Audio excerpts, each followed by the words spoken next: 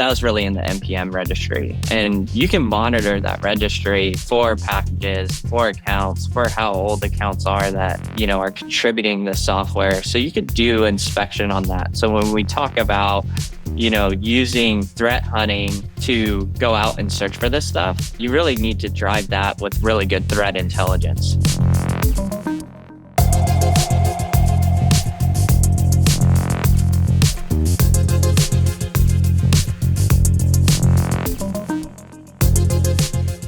Hello, and welcome to another episode of Data Security Decoded. I'm your host, Caleb Tolin, and if this is your first time joining us, welcome to the show. Make sure you hit that subscribe button so you're notified when new episodes go live, and if you're already a subscriber, thanks for coming back. Give us a rating, drop a comment below. This really helps us reach listeners like you who are eager to learn more about reducing risk across their business. Now, a couple of years ago, I read a book by Randy Zuckerberg, yes, Mark Zuckerberg's sister. It's called Pick 3, and it's all about being well lopsided in your life. Without giving away too much of the book, there are 5 core areas that she identifies, and typically most people highly index on one of those 5 areas, and that is where your passionista lives. I, for example, am a sleep passionista. Now, I don't know if our guest would self-describe themselves as a passionista in any way, but I'm going to bestow this title upon them. And so today I sat down with our third-party risk passionista, Hayden Smith. Hayden is the CEO of Hunted Labs, and we did a deep dive into supply chain attacks. I know we've covered this topic at a high level before, but we really wanted to deep dive into how they operate, where they come from, and what organizations can do to get a grip on this issue. Hayden has a lot of deep expertise in this space, and we had a fascinating conversation about it. Let's dive into it. Thank you, Hayden, for joining us. I'm really excited for you to join us on the Data Security Decoded podcast. Before we dive into the meat of the conversation, what is something not related to cyber that you are completely obsessed with lately? For me, I'm going to go with crystals and rare minerals. You can see my amethyst here in the background. I have a little fluorite here that I like to keep on my desk too. I'm a crystal fanatic to some extent. Maybe not a fanatic. I've seen some people who are much bigger fans than myself, or have better collections. But what are you obsessed with that's not related to cyber lately? Yeah, so I think what I'm obsessed with right now, I'm really obsessed with college football. So right now, my USC Trojans are on the up and up, and we have a huge game coming up this weekend against Oregon at Oregon. So I follow that pretty closely. So definitely consider myself a fanatic. And then fueling that fire, I just got done coaching my son's flag football team for the first time, which I got really into and was a whole lot of fun. When I took a volunteer position, I didn't understand how into it I would get, and it was very, very exciting and very fun to do. So those are definitely the 2 things I think that consume me outside of my day-to-day job. Nice. I know there's that trope of the soccer dad or the soccer mom, but you're the flag football dad, and you're just getting a little more into it than you expected. That's awesome. Yeah. Luckily, it's only 8 weeks out of the year, and then we don't come back and play in the spring or do any of that. We wait for the season to pass. We go enjoy other sports, and then when football comes back around, we get really into it again. Very cool. Yeah. Awesome. Well, let's dive into the meat of the conversation here. Like I said, we're going to talk all about supply chain attacks, and this is something we've definitely touched on at a high level in other conversations, but we're really going to drill into it this time. I know this is an issue that is most prevalent in government and critical infrastructure, but it's certainly, commercial businesses are not exempt from that. So diving a little bit deeper into this, I know this is what you specialize in and this is what your business does. One of the biggest risk factors for third-party applications is the reliance on open source software. Let's start there. Can you break down why that's such a critical problem? Yeah, absolutely. So open source software really powers everything we know and love today, right? Even this recording that we're doing now, everything about this is powered by open source software. It powers every application. It underpins a lot of AI infrastructure, which has been such a reliance on us in the past few years. And really, when you scope it down to, what are some data points around this? So most enterprise applications, about 70-80%, sometimes higher, is all composed of open source software. And that's awesome because it allows us to move really fast. So we can take components that have been built by wonderful, talented developers and reuse those in our applications very quickly and start to build and iterate on software very fast. One of the downsides, though, is that every single developer that maintains each single library or component from an open source perspective that your enterprise relies on, that's maintained to a different standard. So their standard on security and on compliance may not be the same as your organization. So when you're looking at it from an enterprise perspective and saying, we consume these open source bits, it's really important to understand which ones are your critical kind of open source pieces that you need to focus on in order for your application to be reliable and resilient when you ship that um, software to your end user, right? And it's also kind of like that's to the right of the problem. To the left of the problem, you need to be looking at, what kind of vulnerabilities or what kind of weaknesses are in this code before I decide to consume it responsibly, right? So talking about responsible consumption of open source, there's no argument that we can do away with open source. That's just not realistic, right? But really, it's about managing the risk around that as you choose to adopt it and as you choose to ship it, embedded in your enterprise applications that you're producing to your customers. And so it's in, to kind of answer your question though, it's in everything, right? And so we really have to be thinking about what are some next generation kind of like techniques that we could use to counter a lot of these attacks that we're seeing lately. Some of them are just getting pretty out of hand. If I were like a CISO, I would think of them as almost intimidating because the evolution of their tactics, techniques, procedures, and executing these attacks has increased exponentially. So it's an awesome space to be in. The reliance on open source software and how it gets tied up into software supply chain attacks is super fascinating. And I could talk about that for hours. Awesome. Well, something I do want to kind of drill into that you just talked about there was the idea of these TTPs. So can you break down from the entry point of really where these supply chain attacks typically happen?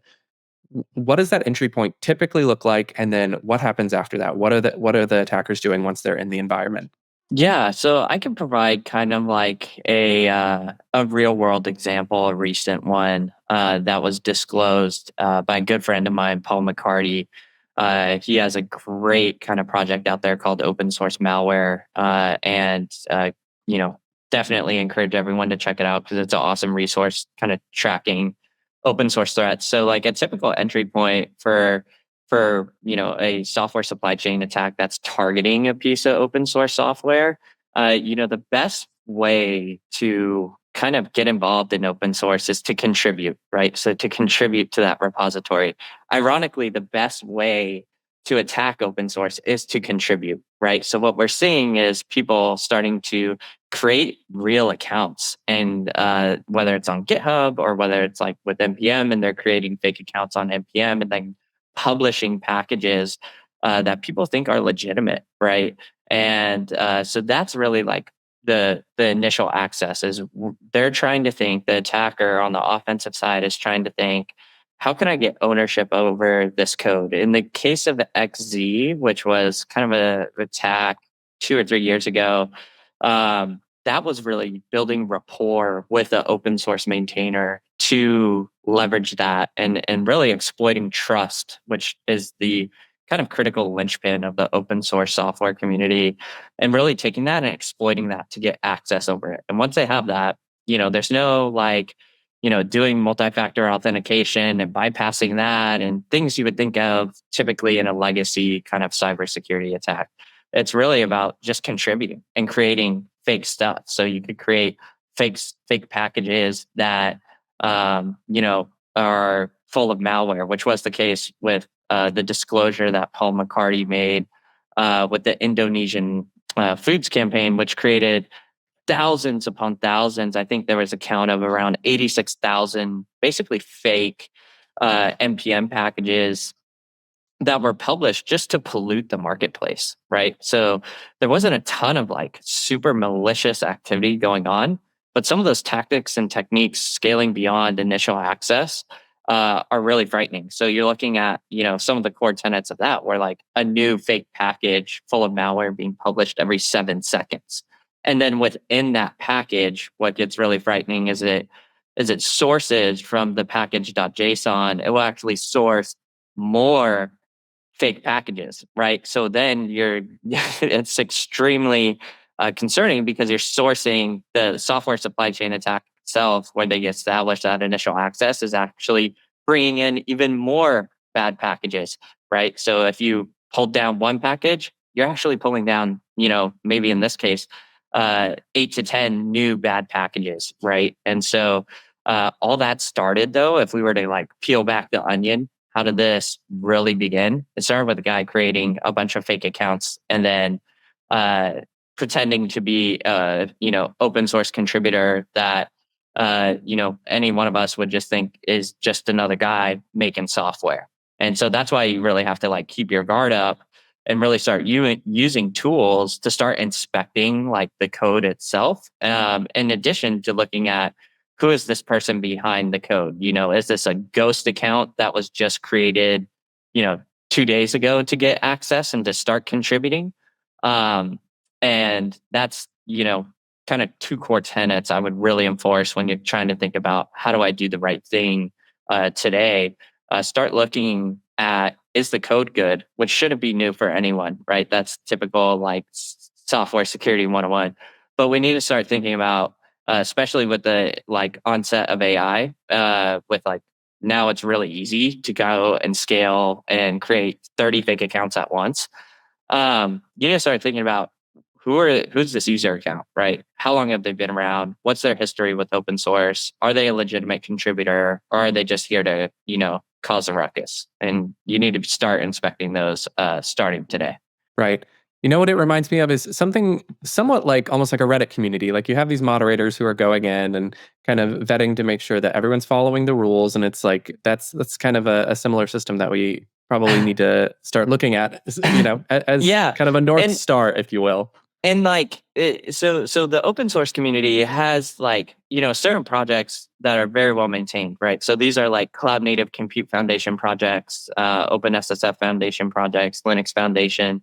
All of them do great work where they have maintainers that are basically like the stewards of the code, right? So they're reviewing pull requests, they're keeping an eye out for security issues, bugs, feature improvements, right? All of that's super useful. But it's really hard to scale that across the entirety of the open source ecosystem, where you're dealing with millions of packages, looking at, from various language ecosystems like npm, you're looking at Go, you're looking at Python, and to really scale that for every single person is hard, right? So that leaves kind of the burden with enterprises to, take it upon themselves to do their due diligence on open source before they, decide to pull in and include that piece of open source in their application. Right, right. I want to go back to what you were talking about with the idea of threat actors and bad actors contributing packages into these open source communities. So, when you were saying that, the first thing that came to mind is, threat hunting, threat detection, what roles they can kind of play in helping identify some of these malicious packages and the malware that's baked into them. So can you kind of dive into that and talk about what role threat hunting and detection plays in identifying these vulnerabilities for supply chain attacks, and maybe even touch on the idea of this AI powered threat hunting, which we're starting to see more and more and more of with the boom of AI. Yeah, so a lot to unpack there.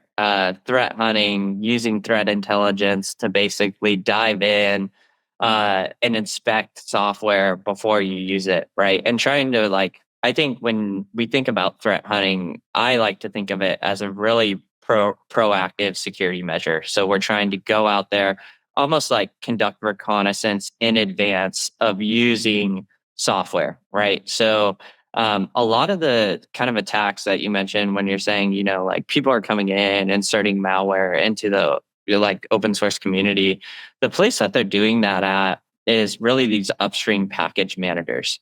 So like in that Indonesian foods campaign, that was really in the npm registry, and you can monitor that registry for packages, for accounts, for how old accounts are that are contributing the software. So you could do inspection on that. So when we talk about using threat hunting to go out and search for this stuff, you really need to drive that with really good threat intelligence. And for enterprises, what I try and focus on is that we're not trying to boil the entire ocean here.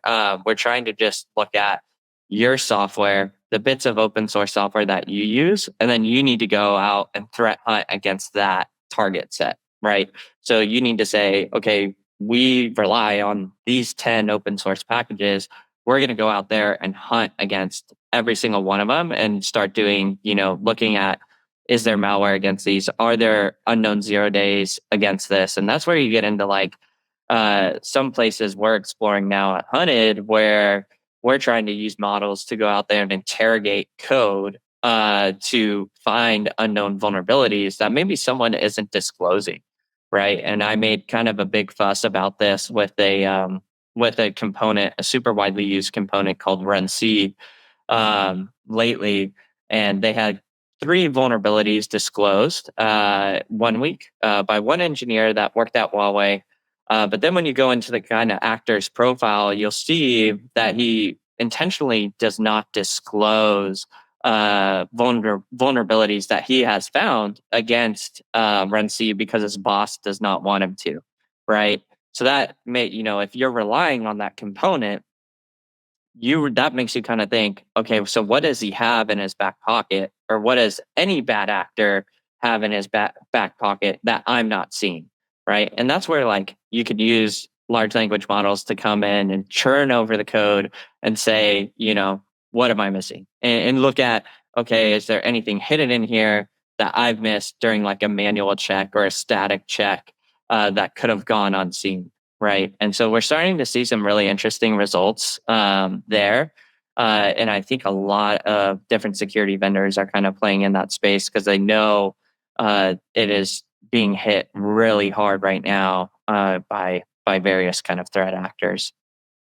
What does the recovery strategy look like for these attacks where we have some malicious actor embedding malware into some code? An organization applies that into their environment, and then it's exploited over time. What role does recovery play there?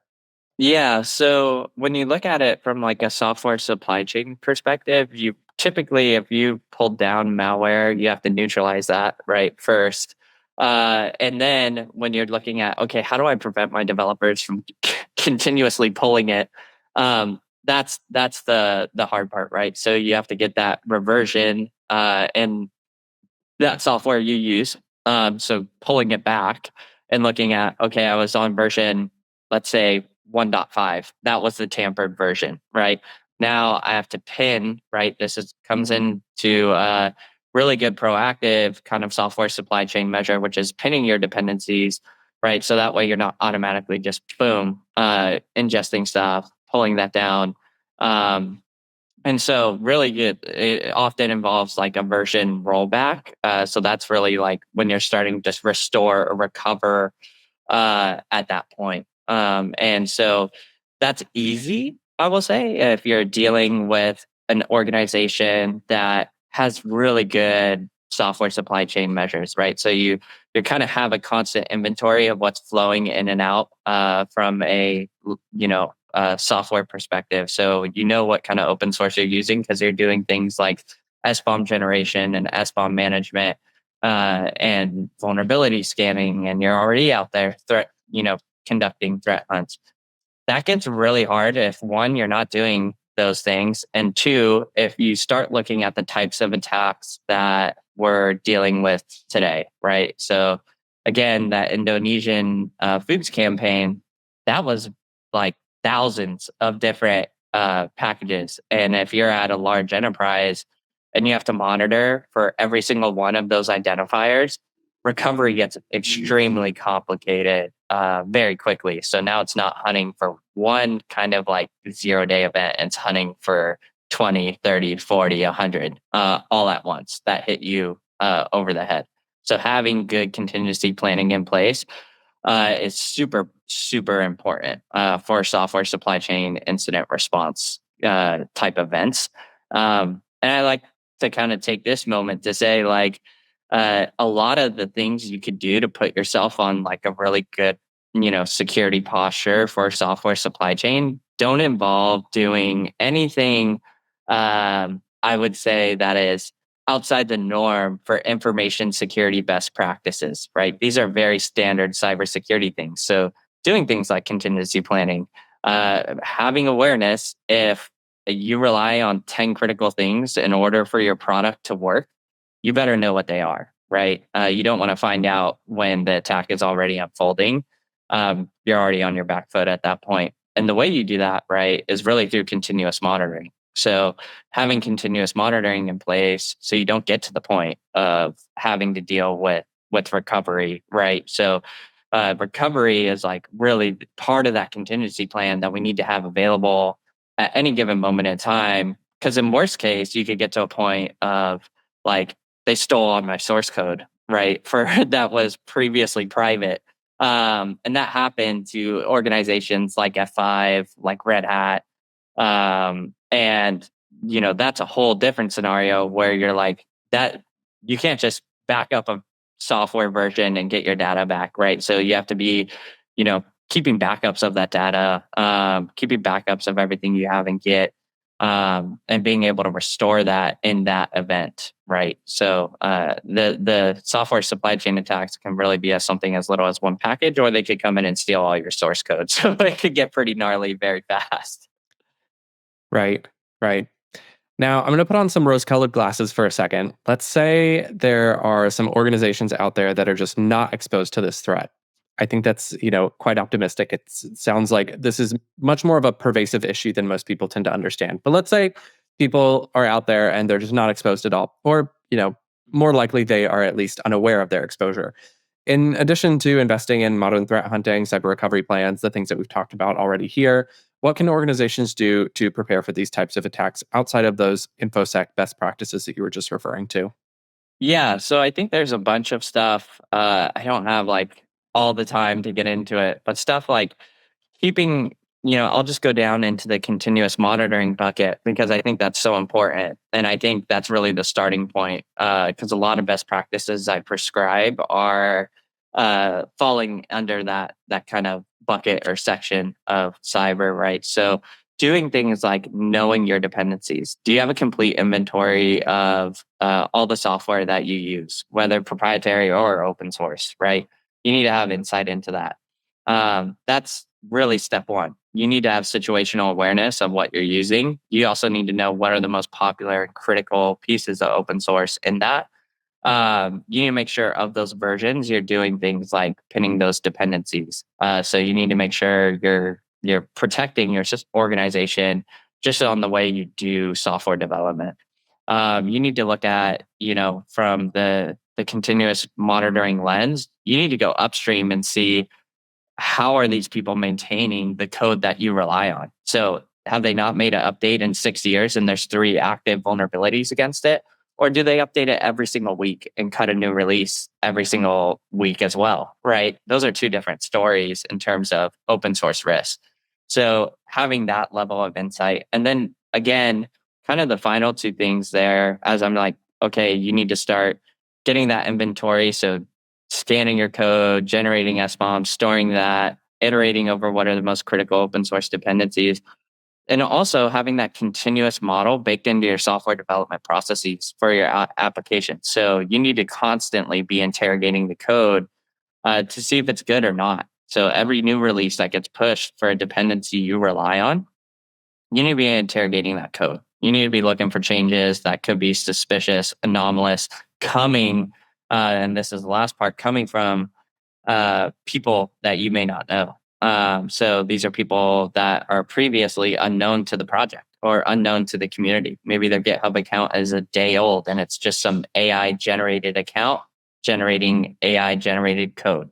And that could introduce a ton of, problems for your organization if you're just gonna, if that's kind of the state of the software that you're choosing to consume. So everything I do or prescribe is really falling into that the kind of continuous monitoring of the open source that you're consuming, and really driving, for us, we really prescribe like using threat intelligence to have that insight available continuously. So if there is something going on with a critical dependency in the open source ecosystem that you rely on, that you just have insight and situational awareness of that risk. Hayden, where can folks learn more about the incredible work that you're doing?